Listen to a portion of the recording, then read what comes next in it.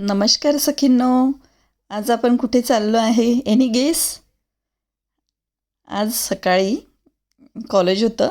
कॉलेजवरून आल्यानंतर आमचं ठरलं की आज आपण जायचं आहे मध्य भारतातील सगळ्यात मोठं शेती प्रदर्शन, जे की आपल्या इथे नागपूरला भरलेलं आहे.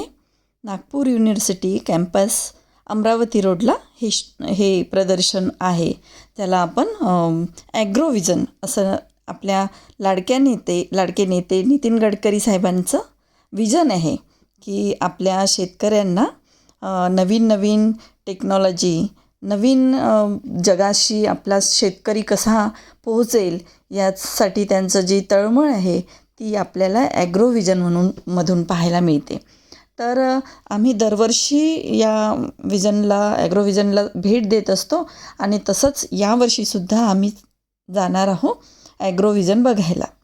तर हे प्रदर्शन जे आहे हे मध्य भारतातलं सगळ्यात मोठं शेती प्रदर्शन आहे आणि ते आहे 21 नोव्हेंबर ते 24 नोव्हेंबरपर्यंत.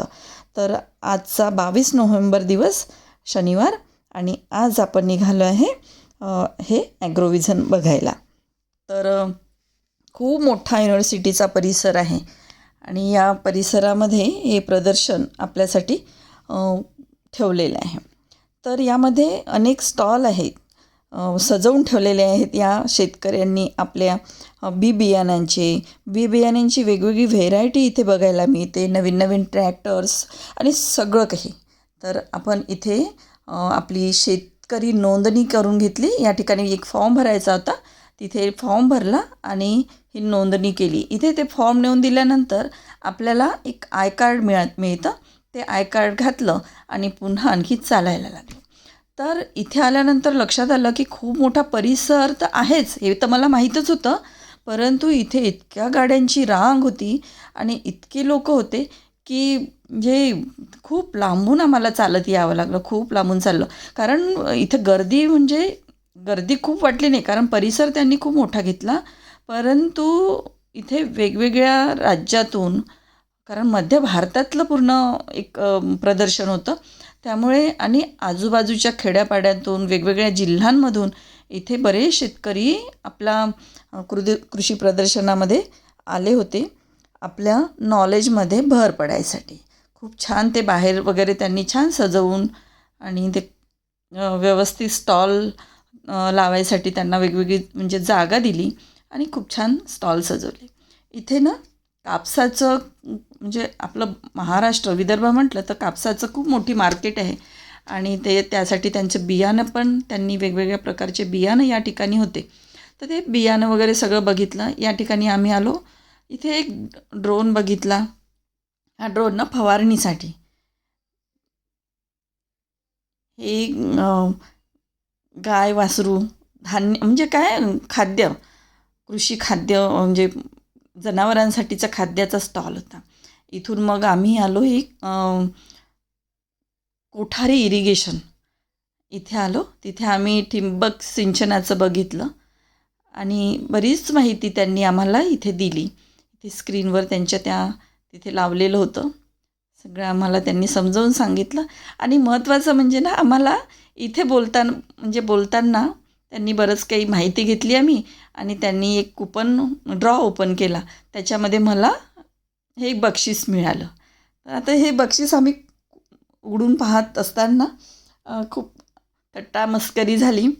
हे इरिगेशनचं असं आहे ना की पाटाचं जे पाणी देतो आपण, तर त्या पाण्याऐवजी जर आपण ड्रीप केली तर आपलं 50% पाणी बचत होतं आणि सरफेस इरिगेशन म्हणजे सरफेस इरिगेशन म्हणजे जमिनीखाली इरिगेशन केलं तर त्याच्यापेक्षाही 25% पुन्हा पाण्याची बचत होते. म्हणजे असं बरंचसं 75 ते 80% पाणी आपलं बचत होतं. तर बरीच माहिती त्यांच्याकडून आम्हाला जाणून घ्यायला मिळाली. त्यांना बरंच नॉलेज होतं आणि त्यांची बरीचशी उत्पादनं आहेत. तर या ठिकाणी हायड्रोफोनिक, व्हर्टिकल्चर फार्मिंग या संबंधीची पण बरीचशी माहिती मिळाली. त्यांनी ऊसासंबंधीची छान आम्हाला माहिती दिली इरिगेशनवाल्यांनी की ऊसासाठी कसं छान महत्त्वाचं आहे, आपल्या पराठीसाठी म्हणजे कापसासाठी कसं महत्त्वाचं आहे. आणि हे मला नवीन म्हणजे काहीतरी बक्षीस मला मिळालं. ते मला काही कळलं नाही बक्षीस काय आहे, तर मग मी यांना आवाज देऊन विचारलं की हो, हे मला बक्षीस मिळालं आहे बघा, काय आहे. तर त्यांनाही खूप आनंद झाला सगळ्यांना. आणि सगळे मला म्हणत होते की ब्रँड ॲम्बेसिडर म्हणून तुम्ही आहात आता आमचे. हे नवीन त्यांचं लॉन्च प्रॉडक्ट होतं. तर आम्ही तिथून निघालो आणि बरीच माहिती घेतली. इथे संत्रा, नागपूरला यायचं आणि संत्रा नाही पाहायचा आणि खायचा नाही म्हणजे काय. तर तिथे माझी एक सबस्क्रायबर मिळाली, त्यांनी आम्हाला फोटो काढून घेतले. हे सीताफळं, खूप मोठे मोठे सीताफळं होते, म्हणजे अर्धा 1 किलोच्या जवळपास म्हणजे एक सीताफळ, एवढं मोठं सीताफळ तिथे होतं. सगळे आपापले काही ना काही तिथे करत होते, पाहत होते, नवीन काही नॉलेज घेत होते. मी इथे लोणचं चाखून बघितलं, त्यांचे छान लोणच्याचं प्रोडक्ट. बघा, हे गाय आणि शेतकऱ्यांचा सिम्बॉल. आ हा हा ढवळ्या पवळ्या. आणि इथनं मग आम्ही बरंचसं बघितलं आणि तिथून मग बाहेर पडलो त्या हॉलमधून आणि दुसरीकडे गेलो. कारण त्यांचे 2-3 ठिकाणी असं बरंच त्यांनी लावलेलं होतं. बऱ्याच कंपन्या होत्या बरं का, ट्रॅक्टरच्या वगैरे. ट्रॅक्टरच्या अनेक यंत्र, म्हणजे कृषी संबंधीचे बरेचशी यंत्र सामुग्री इथे बरीच होती. बियाणांपासून तर यंत्रसामुग्रीपर्यंत सगळं इथे होते. इथे ना प्रोग्रेसिव्ह फार्मर्स, त्यांचं मनोगत, त्यांच्या कार्यशाळा वगैरे. इथे ना या काकूंचा चिवडा, बस थोडेसे कांदे टाकले, पण या कांद्यांच्या सोबतच त्यांचं स्माईल बघा.